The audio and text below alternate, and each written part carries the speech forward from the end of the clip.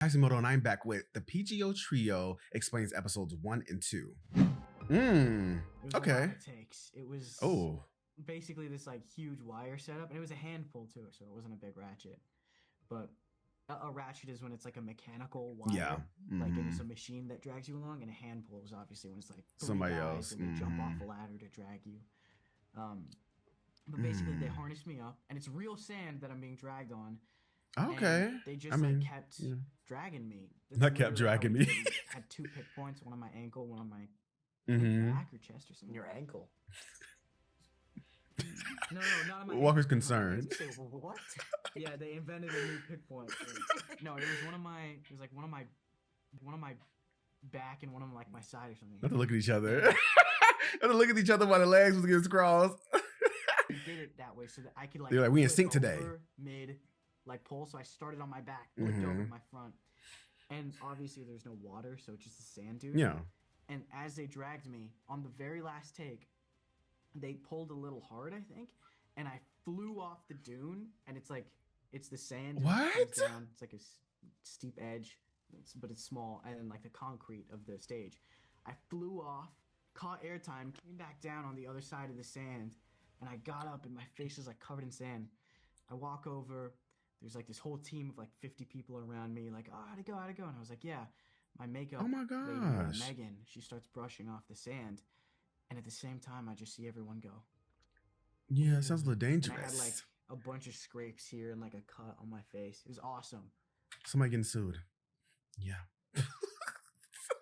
Well, it gives Grove a little more personality. You know, ain't nothing wrong with that. It was 100% worth it. But yeah. Oh my gosh, the leg swap. I haven't seen this in so long. Oh my gosh, it's such a little cute thing that they do. Like, oh my gosh, I miss seeing this in the interviews. You guys are still doing this cross leg thing. Yes. Sorry, what? What are you talking about? Which? Oh, nothing. No, it's not a bit. No, it's from no. It's Oh from. my God, roll. I guess we're all doing the same thing. Interesting. You're just so Y'all are locked up crazy. with each other. Yeah. I guess you can call it empathy link. They're all connected. Yes. Oh, that's a good question. I would like to know too. What are we on the timeline, Not even Percabeth? close, in my opinion. I think, yeah. Okay, then why are you making eyes to her throughout the whole of season 2? I'm confused if we're not even close. I've seen little bits and pieces in season 1. I'm seeing a lot more in season 2. There was supposed to be a kiss in this season from what I was told. Well, in the books, at least it was. There was a kiss or something that happened after the sirens, I believe is what someone told me. Here's my thing. I think that for how the generation is back then, because it's not basically filmed off of like 2025 type. Yeah. I feel like back then, for sure, it's nothing. I mean, not saying it's nothing, but it's like it's not a very big deal, if that makes sense. Yeah. But people who are watching it now and stuff, because in the newer generation, any little thing, like you can give someone a hug and they're like, oh, I see. She's right, girl, because I've been doing it. No, I don't read things like that. I don't know about hugs and stuff like that. It's more so about the energy and the chemistry that you give one another that people are paying attention to. Anybody can give each other a hug or show empathy for one another or care, and it would not be perceived the same way as people are seeing these Percabeth moments. So true. You know what I'm saying? So I feel like definitely people are nowadays are gonna be like, oh my gosh, so much Percabeth, I see it already. But I feel like if you would actually watch this back then, like back in like, Okay. I don't know, I don't want like 2009 or 19 type. Like it's just like it 2019. Actually, girl, if you want to be honest, if we go into 90s, that's when a lot of lovey-dovey romantic stuff was happening. From my knowledge, the movies that came out in the 90s, girl, the romantic stuff, it was very lovey-dovey. It was very, oh, you see it. It wouldn't be as big, if that makes sense. So I feel like it's like a yes and no depending on who you ask and like what time like frame you're asking it. Yeah. Yeah, I totally agree with that. Sometimes, like if you really look at it, it doesn't actually lean into it that much. It just leans into stuff that like. Yeah. It's Okay, I can agree what with that. people consider to be like a Percabeth thing. You know what I mean? Where it's like. If you put Grover in there, it would work it would work the same way. I know You know it what wouldn't. mean? It's the chemistry of it all. It wouldn't. I'm sorry. Me paying attention to the eyes, the way they talk to each other, the little smirks y'all make.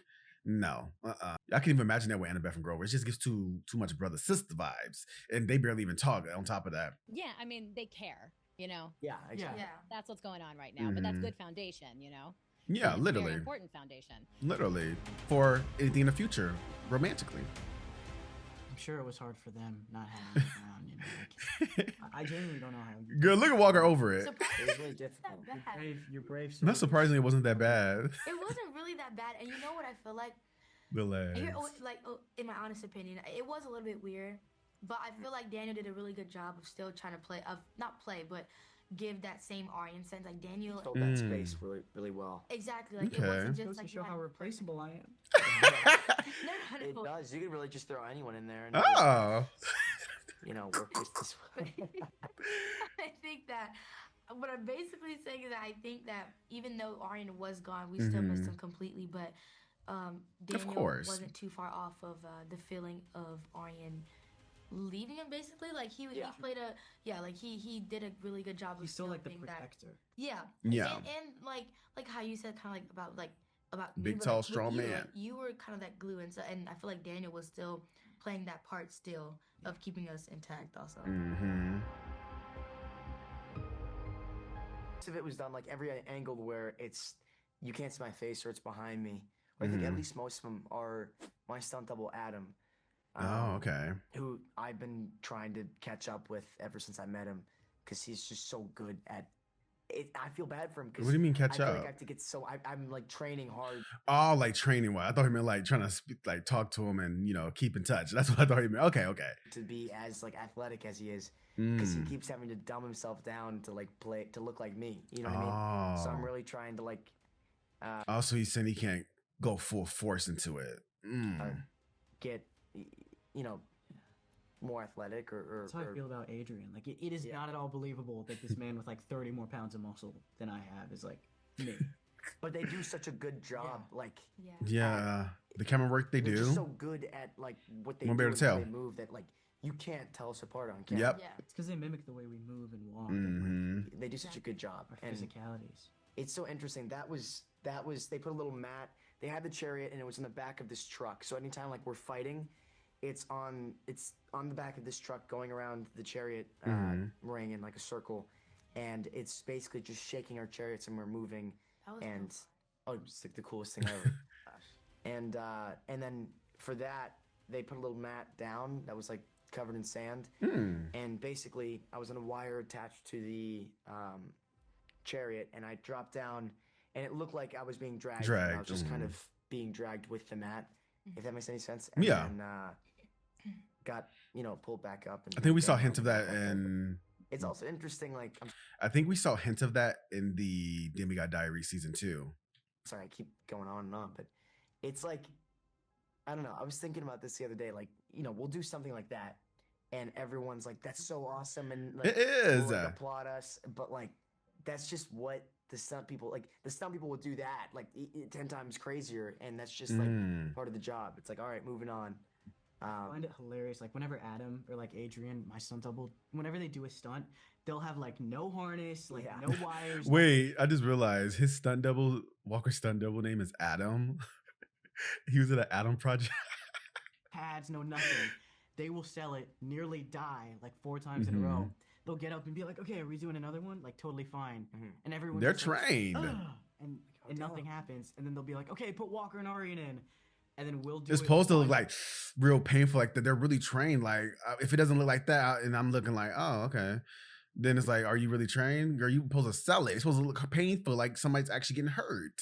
with like a ton of mats and like wires and harnesses and all this extra safety gear. Mhm. And the And second be we're like, done, it's like, whoa, "You're amazing." oh my god, they're incredible. And he was doing some new stuff there too, I think.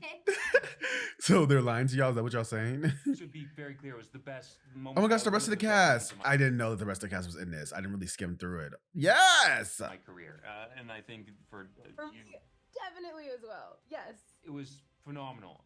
But again, for the horse's safety as well as for ours, Mm-hmm. whenever you're kind of seeing the chariots racing and there's us and the horses in the same frame, it's our stunt guys. Yeah. And we have a Okay. phenomenal team there. They were just incredible all along the way. And then whenever you're kind of seeing us and you see the movement in the background, what they kind of set up was this really, really cool contraption. Really insane. They would put us Yes, on like the these chariots, and then they car would or be something, kind a of truck like, that was pulling there'd it. be this massive kind of connection to these trucks that would basically go around the track. That is so cool. It's like it Commitment. was kind of it was a pickup truck, wasn't it? I think so. I think it was a pickup truck, and then they had Dean, our camera guy, on Steadicam in the back of the pickup truck, getting us like while we're in the actual chariot bucket moving around. But what was really cool about it was, yes, it was our stunt guys doing the actual chariot racing. We got to kind of ride up to the starting line with it. And I have a really funny story about that. So we were riding up to the starting line, right? I had these to the starting line with it, and I have a really funny actual chariot racing. We got to kind of ride up to the starting line with it, and I have a really funny story about that. So we were riding up to the starting line, right? I had these very my horses had a lot of personality. They were lovely. They were gorgeous. They were just like this gorgeous but very, very sassy. They were ready to go. And so my horses were just like laying. They said, "Where's the hay? I've been on set for too long. Where's my food?" Yes, y'all got bougie horses. I know that's right. This gorgeous black coat, but very, very sassy. They were ready to go. And so my horses were just like neighing and kind of stomping their feet. And I was like, oh, they're getting a little. They get irritated. They were like, no, it's fine. No, they ready to one eat. Of my horses like neighed and bucked up on its hind legs and then took off with me and like my stunt like charioteer in the bucket. And I was like so freaked out, but at the same time I was like, this is cool. The best moment of my entire life. This may be a little bit off topic, but I really do care about animals. And I feel sometimes bad when it comes to a lot of the industry and how they're treated as props for a lot of these movies, shows, food, everything. I know a big sign of it is they show irritation when it comes to them being around regular civilians. Very true. He was so amazing, but it was really cool to do that during prep because we got to bond and we all learned how to horseback ride and like mount bareback, and it was really, really cool. Yeah.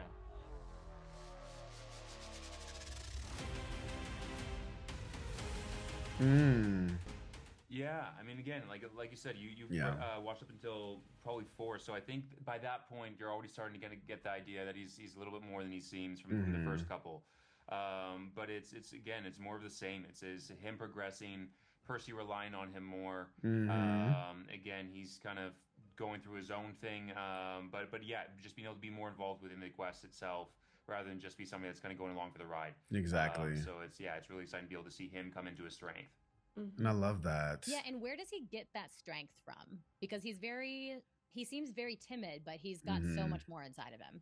Yeah, I mean, the way that I talked about it with our acting coach, Andrew, was he is his baby Cyclops, but he's been on the streets for years at this point. Yeah, he's been in never slums. known a family. That's where he get that strength from. I almost forgot about that. Being from the slums, being from the gutter butt, being from nothing, coming from nothing, you have to fight for everything, like everything in your life. So I get it now.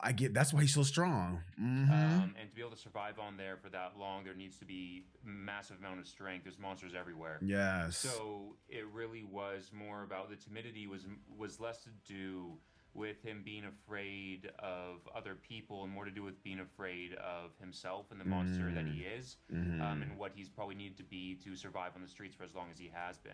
Yeah. And so it's him becoming more comfortable with himself, being able to be different. That's really sad when you really think about that. Like, I just hate when people go through like such like hardships in their life. Like, he's accepted for those different aspects, and as that kind of grows and the trust grows, him feeling like he can show kind of who he is as a whole, and being able to see both the kind of sides of him that are so loving and adorable, and kind of within that timid kind of nature or that timid front, but also the kind of the darkness that he's experienced and why he's so much of a protector at this point of the show as you kind of progress. Yeah.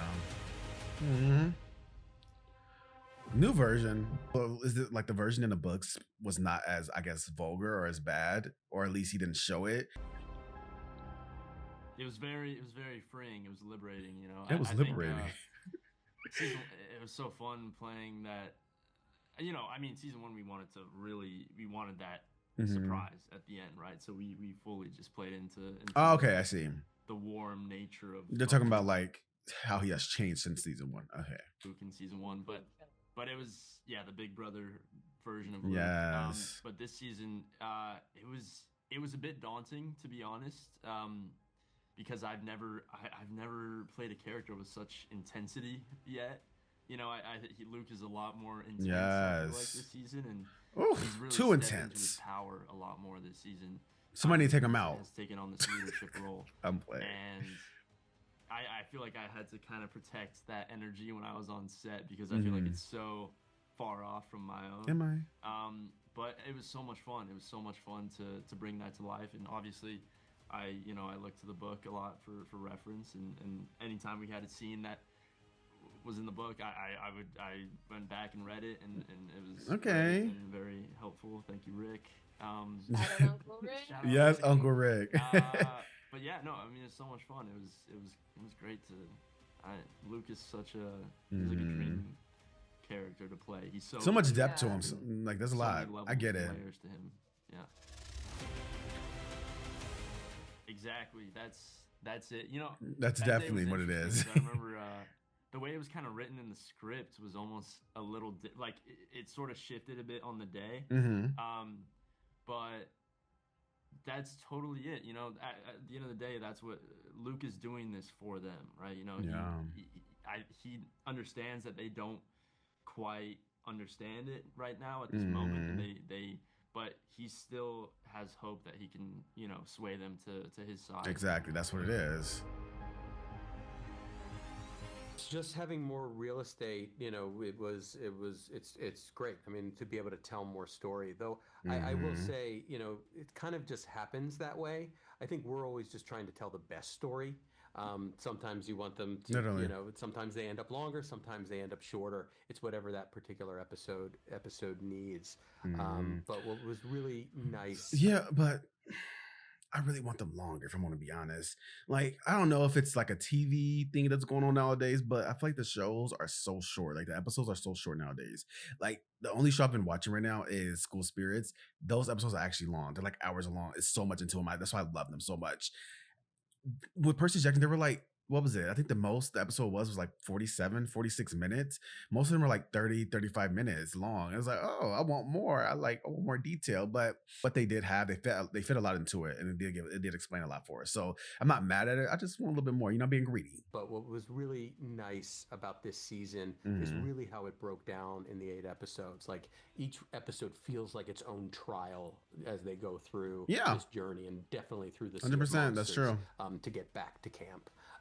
And so each one kind of has its own, I don't know if you felt like this from the 4, but each one has this like its own identity. I get that. Way, even though our characters are the ones taking us. Yeah, they feel like they're all connected, but they're like its own story. I get exactly what he's saying. They're their own mini movie in a sense. Through it. And I think that's what was so exciting about each one of these, where it was really a different challenge, both story-wise and technically, to tackle for each one. I think season 1 is about watching 2 kids who are lonely and who have never met anyone like them find each other and become friends. I think season 2 is about how complicated it can be to have a friend like that as you turn from 13 to 14 and 14 to 15. Literally. I think they are going through all of the stages of how complicated teen friendships can be, especially friendships where we have some sense that they're going in a romantic direction. Exactly. Not there yet, but certainly in that awkward place, I think. Slow burner, that's but familiar to anybody who's been through being a 14 and 15-year-old. Of definitely what it is or how to label it or what it means. But knowing young love, literally, you just know that you like this person's energy. They seem like a good person. You don't know what it's called yet, but you like this person has good energy. They have a good vibe to them. I like what they're doing. But then I get irritated with them this day. What is this? That's true. That's how kids think. I don't mind the slow burn of it all. It honestly just has you feeling for a little more. So like, I love a good slow burn because when it happens, it's going to feel so satisfying. It's going to be like, you're just going to taste it. This is a person who's really important to you.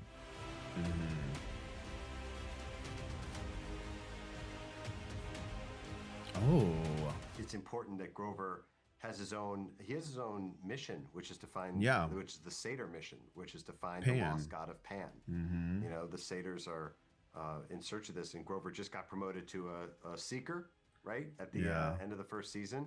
And it's fun to pick up, you know, on his kind of Indiana Jones adventure. So it was supposed to give that vibes. Because I said that, I believe in my first reaction for episode 1, I was like, this gives Indiana Jones. What's going on here? You know, Caribbean to try to track it down. It just so happens that that the MacGuffin of our season, the Golden Fleece, shares the same scent as Pan. And it makes sense, and that's why Grover gets pulled into this story and pulls the rest of our heroes, you know, along with it. And when you take Grover and you pull him away from the original trio, you see how important he was as a peacekeeper, right? Yes. As someone to lean on, you know, for both Percy and Annabeth. And so the tension between Percy and Annabeth is only made more difficult to manage because Grover's not there. Oh my gosh. So with this information I'm learning, how are Percy and Grover going to get along? Because I've been told that Annabeth won't be in a lot of season 3. So how is that dynamic going to work? Are they going to get a little messy, get irritated with each other? I wonder. Yes! That Mariah Carey Emotion song. Yes. It was the first choice, but it was, when we were we were quite worried. I remember it was like, are we going to be able to afford it? How are we going to get this song? Oh, good, yeah. Because we That's Mariah Carey. have a great idea, but it was so, I remember when I first heard that on the radio as a kid, and I went, what? That note is insane. Yeah. I mean, no one believed that she could actually sing it, right? Yeah, it does not feel. And then she did it live. Then she did it live on MTV to show that she could. Yeah. So ate that out. It was easy. I think it was easy to get, and I don't know. It was just such a surprising moment. I think for everyone to see, and that's the way this was handled. So I'm glad you responded to it because we love that moment. I love that moment too. Yes. I felt the emotion. Oh, I don't know who this is. What do you think? I think people want to see Charles Beckendorf. Who is that? I think that too. Don't explain. When I say things like, who is that? It's merely rhetorical, if I'm being honest. I don't really want to respond. I'm talking to myself. There are obviously practical challenges to casting a future series regular as a one-off bit role in the background.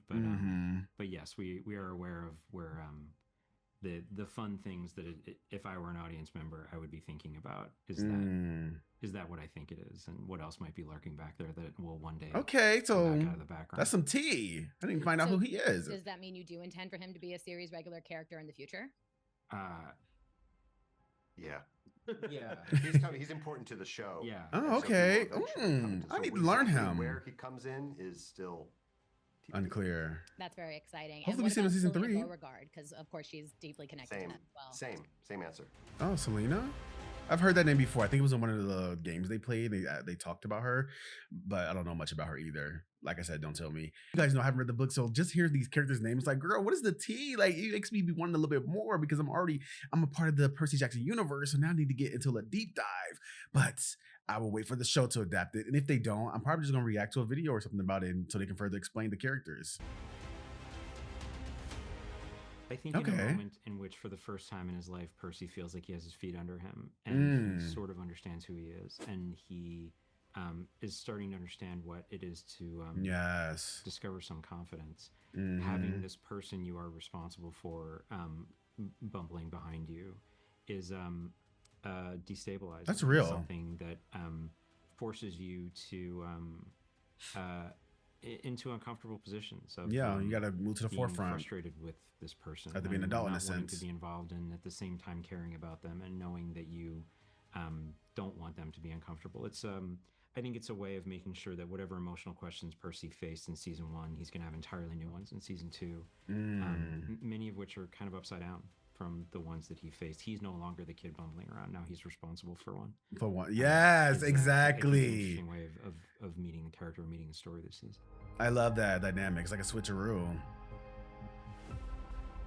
Oh yeah. I was wondering about that. 'Cause when I watched the wedding dress, when I did my reaction to the wedding dress scene, the wedding dress fitting or whatever, Percy said he tried it on also. I was wondering, I was like, so why did he try it on? But we didn't even see him in it. Okay, that's why they removed it. Because the empathy link wanted to sense it's a physical thing as well as a mental thing. There's a physical thing about being in each other's brains. The idea you're wearing the same clothes, you're the same person. And so I think that was a really fun idea that they was kind of wearing, that we set up in the scene before in episode 1, that he says, why are you wearing my clothes? So you know what's happening in that moment. And that's the teaser for what's going to happen in the next episode when it's like at sea, the whole cabin's at sea.